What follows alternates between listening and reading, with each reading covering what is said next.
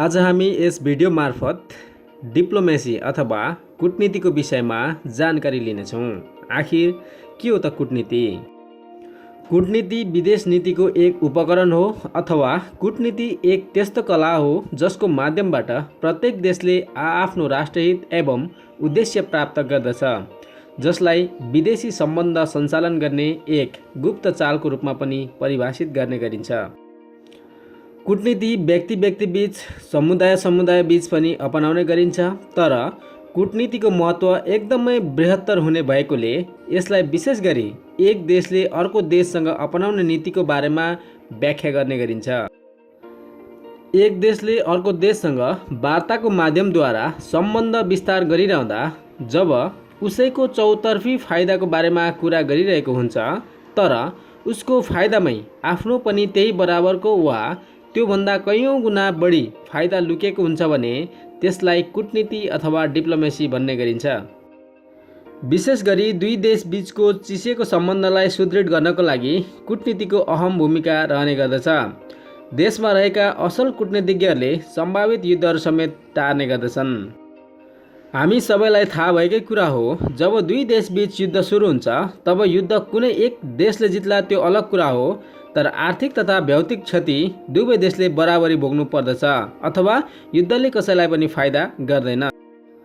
तसर्थ दुई देश बीचको निकटतम सम्भावित युद्धलाई दुई देश बीचको कूटनीतिज्ञहरू बसेर छलफलको माध्यमद्वारा दुवै देशलाई विन विनको अवस्थाको शर्तहरू राखेर टार्न सक्दछन् र दुवै देशको सम्भावित आर्थिक तथा भौतिक क्षतिलाई कमभन्दा कम गराएर समस्याको समाधान गर्दछन् भने त्यसबाट त्यस देशको कूटनीतिक क्षमताको मापन गर्ने गरिन्छ।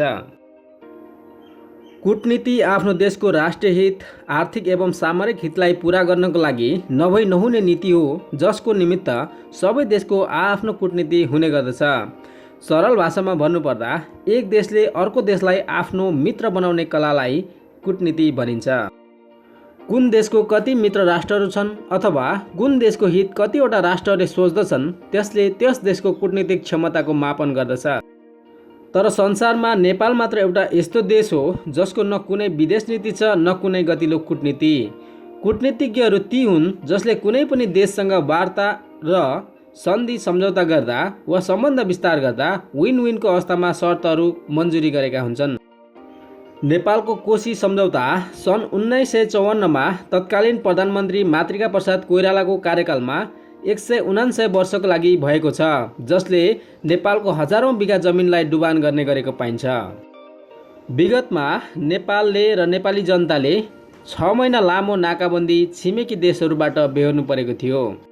यिनै घटनाक्रमहरूले पनि नेपालको कूटनीति कुन हदसम्मको बेकाममा रहेछ भन्ने कुराको सहज रूपमा आकलन गर्न सकिन्छ। नेपालको वर्तमान प्रधानमन्त्री खड्ग प्रसाद ओलीले चुच्चे नक्सा जारी गरेर रडाको मचाएका थिए, तर त्यसपछि त्यसको निमित्त नेपालको तर्फबाट कुनै पनि कूटनीतिक पहल कदमी भएको देखिँदैन। कोभिड-19 को प्रकोपको बेला पनि कुनै देशबाट न सुरक्षा टेक्नोलोजी आयो न त पर्याप्त सुरक्षा सामग्री नै आयो। यसैबाट पनि स्पष्ट हुन्छ कि नेपालको कूटनीति शून्य बराबर छ। नेपालको दुर्गति त्यसैको परिणाम पनि हो। कुनै समय विविध कारण देखाएर सबै देशहरूले नेपालसँगको अन्तर्राष्ट्रिय उडान रद्द गरिदिएका थिए। वर्तमान समयमा पनि कोभिड भ्याक्सिन जुन रूपमा नेपालमा उपलब्ध हुनुपर्ने हो त्यो रूपमा उपलब्ध हुन नसक्नुमा नेपालको कूटनीतिक अक्षमता प्रष्ट रूपमा देखा परेको छ।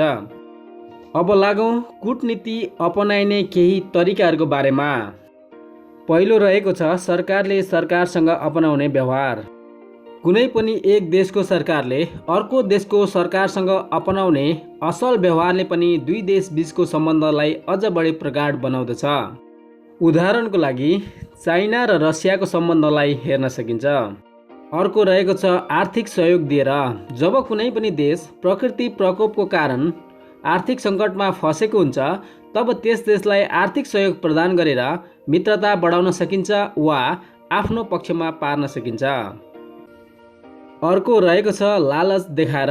अमेरिकाले नेपालमा एमसिसी मार्फत 56 अर्ब दिन्छु भनेर आफ्नो पक्षमा राख्ने र छिमेकी देश चीनसँग टाढा राख्ने नीति त्यसैको उदाहरण हो।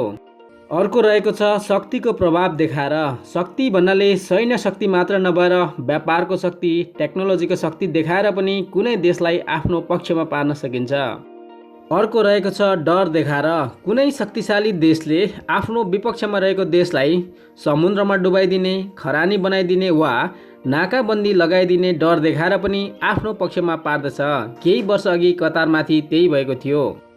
अर्को रहेको छ सुरक्षा दिएर। अमेरिकाले आफ्नो सेना जापान, दक्षिण कोरिया, साउदी अरेबिया लगायतको देशमा राखेर पनि अर्थात् सुरक्षाको बहाना देखाएर पनि ती देशहरूलाई आफ्नो पक्षमा राखिरहेका छन्। अर्को रहेको छ सम्मान दिएर। आणविक हतियारले सुसम्पन्न उत्तर कोरियालाई आफ्नो पक्षमा ल्याउनको लागि अथवा कम्तीमा पनि तटस्थ राख्नको लागि अमेरिकाको तत्कालीन राष्ट्रपति डोनाल्ड ट्रम्पले किम जोङसँग बराबरीको हैसियतमा भेटवार्ता गरेका थिए।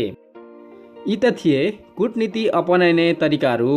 स्थानीय भाषामा भन्नुपर्दा साँप पनि मरोस् तर लट्ठी पनि नभाचियोस्, अर्थात् कुनै देशसँग युद्ध पनि गर्न नपरोस् र आपसी कटुता पनि समाप्त होस्, त्यसैलाई कूटनीति भन्ने गरिन्छ। हस्त साथीहरू, कूटनीति भनेको के हो भन्ने विषयमा पक्कै पनि स्पष्ट हुनुभयो होला भन्ने मैले विश्वास लिएको छु। यो भिडियोलाई हेरेर मन पराइदिनु भएको खण्डमा लाइक, कमेन्ट, सेयर र सब्सक्राइब गर्न नभुल्नुहोला। धन्यवाद।